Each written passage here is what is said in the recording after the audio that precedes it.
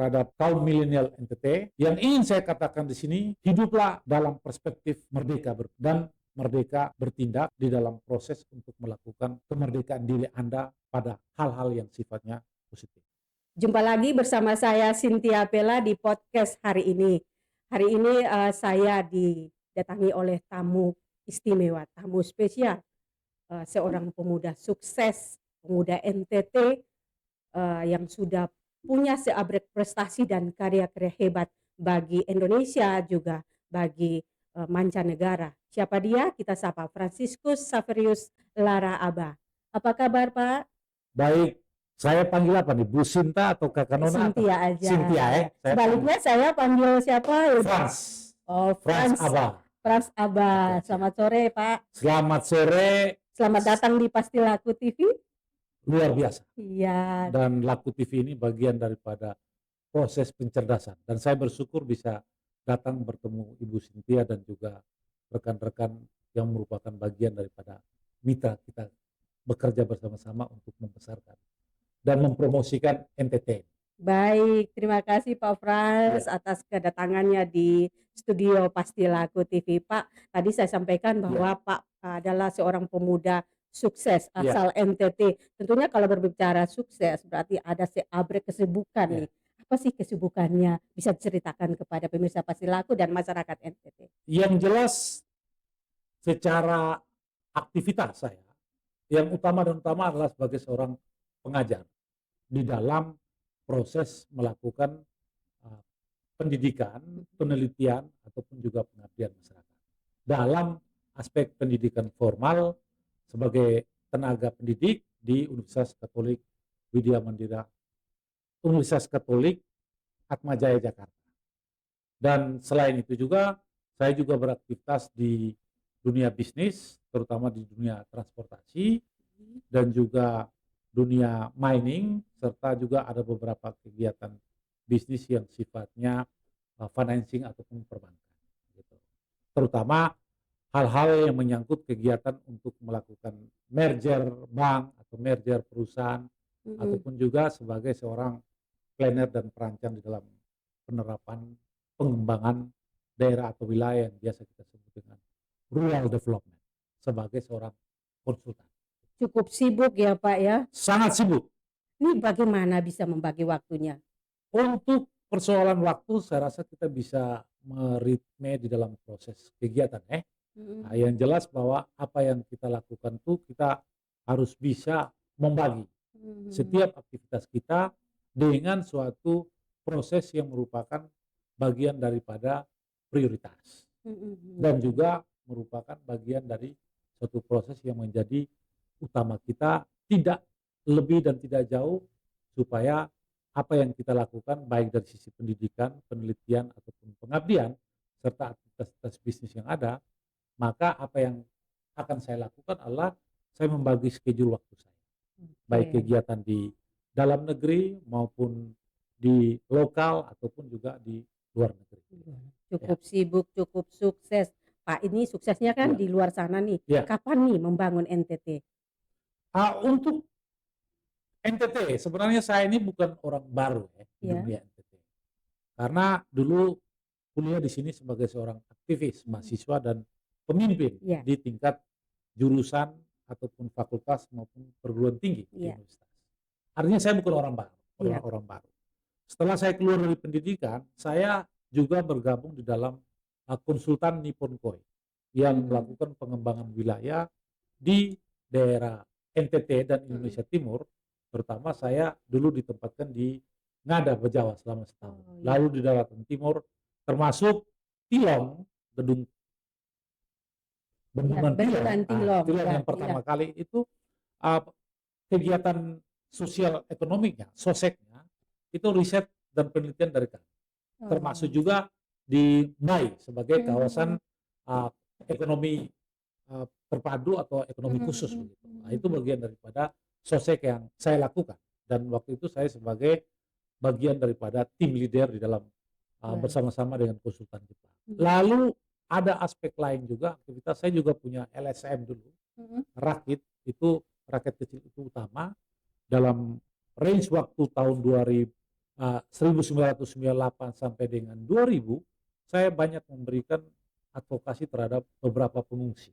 Baik Oh Timor iya, Leste, mhm, dulu kasus waktu Timur Timur berpisah dengan kita, mhm, baik di Alor dan sebagainya. Jadi pertanyaan Bu Sintia tadi menyangkut uh, untuk NTT ini apa yang harus kita lihat. mhm, Saya rasa NTT saya cukup memahami mengapa saya punya atau saya mengambil sikap untuk saya maju menjadi calon gubernur ini adalah bagian daripada proses yang mana saya harus tahu diri dan juga saya harus menilai diri saya dengan kekuatan dan kelebihan yang ada pada diri saya, sehingga pada proses keputusan saya ingin maju jadi calon calon gubernur, gubernur. itu bagian proses yang mana saya tahu permasalahan NTT Mmm, dan saya tahu dan memahami bagaimana cara untuk menyelesaikan NTT dalam proses yang kita lihat dari sisi atau berbagai sektor yang dianggap terbelakang.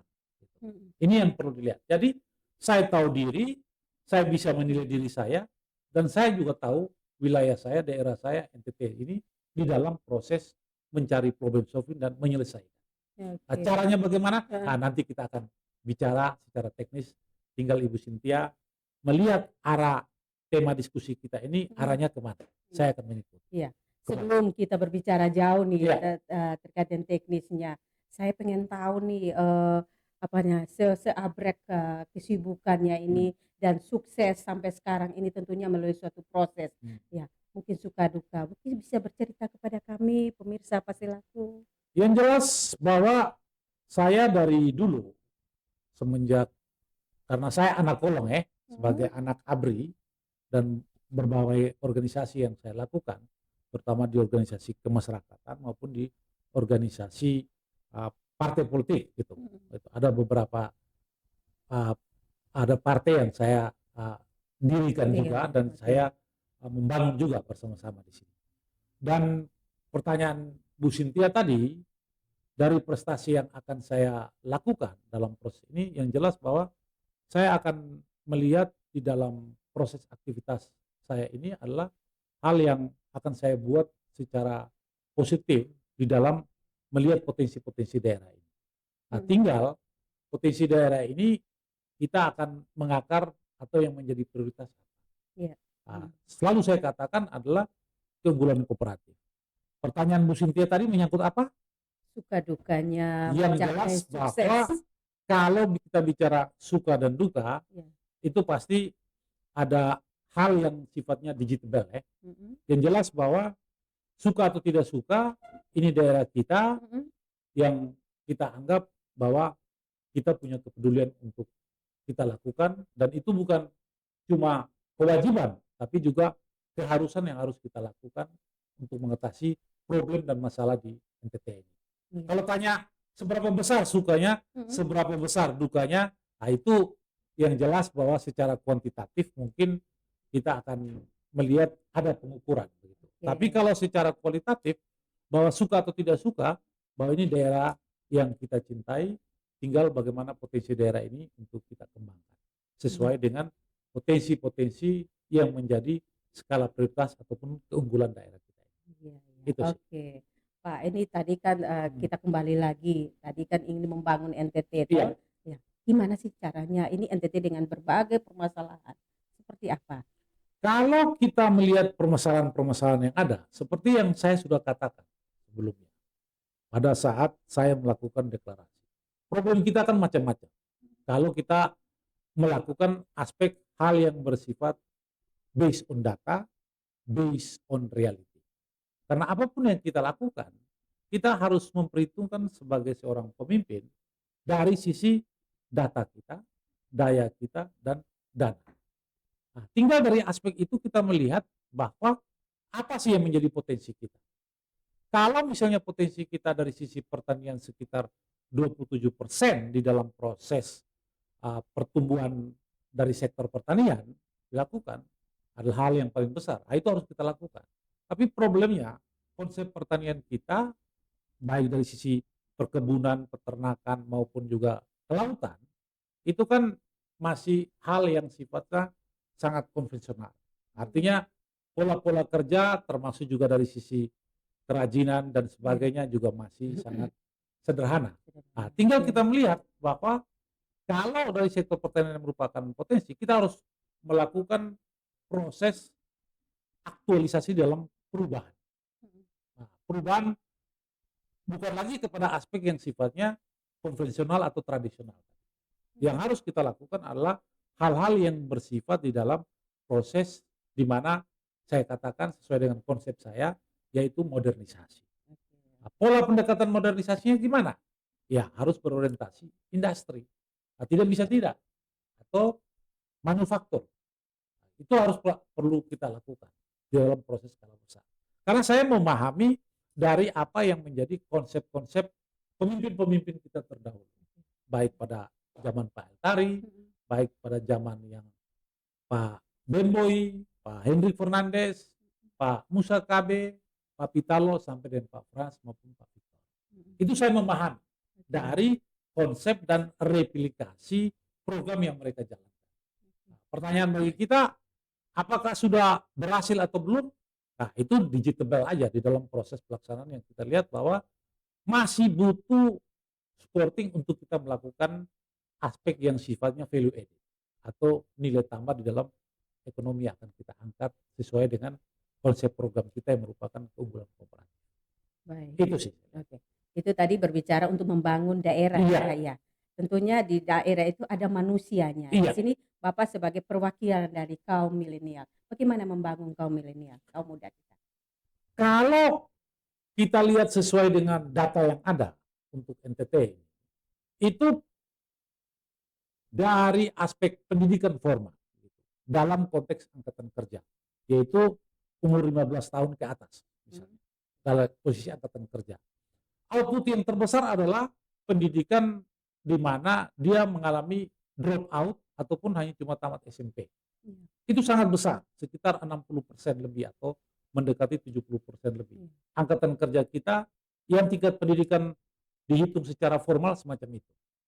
Nah, skala yang paling kecil dari pendidikan formal kita yang kita harap adalah output perguruan tinggi. Itu tidak lebih daripada 2% atau 1% untuk NTT. Nah, berarti frame terbesar kita adalah orang yang berpendidikan di bawah SMA. Nah, kalau SMA mungkin sekitar 10% atau mungkin 11% dari hitung rata-rata yang ada. Nah, kalau penduduk kita adalah 5 juta lebih dalam konteks ini, maka sangat kurang di dalam melakukan akumulasi terhadap nilai ekonomis atau peluang kerja daripada mutu ataupun kualitas. Itu sangat tidak mungkin. Makanya yang ke depan itu kita harus mendorong meskipun dia pendidikan formalnya yang sifatnya output di angkatan kerja 15 tahun dengan pendidikan SMP, tapi kita harus membuat keterampilan yang sifatnya vocation. Itu harus dilakukan besar. Selain aspek formal lain dari sisi pendidikan SMA ataupun perguruan tinggi.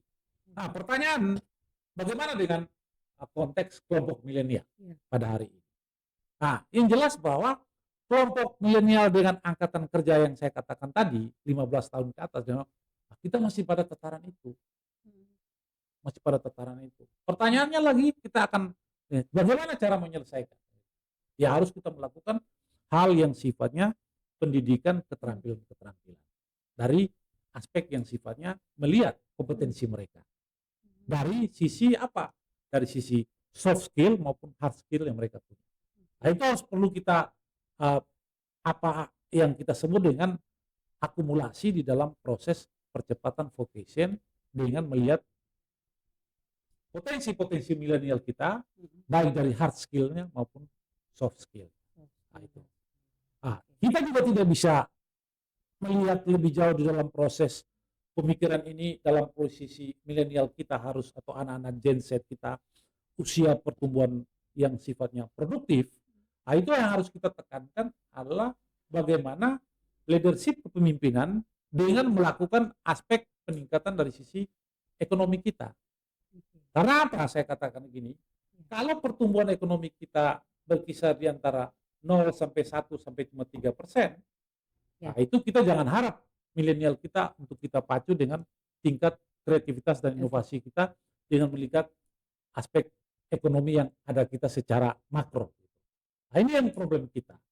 Nah, apalagi kita mau memperhatikan milenial. Makanya tantangan pemimpin ke depan itu yang paling berat adalah bagaimana kelompok milenial ini kita harus meningkatkan daya kreativitas mereka, tapi juga kita harus juga mensupport mereka dari sisi aspek yang sifatnya fasilitasi mereka atau fasilitator. Bukan saja pemerintah. Pemerintah tugasnya dia melakukan regulasi, tetapi juga yang paling penting adalah fasilitator. Nah, juga kreativitas milenial yang kita anggap potensi mengangkat menjadi bagian dari aspek yang tidak boleh meninggalkan adat istiadat kita atau budaya kita. Karena apa yang kita bangun harus berpijak pada etis budaya kita, kultur kita, ataupun yang lebih bagus dalam konteks ini adalah dari sisi budaya maupun naturnya.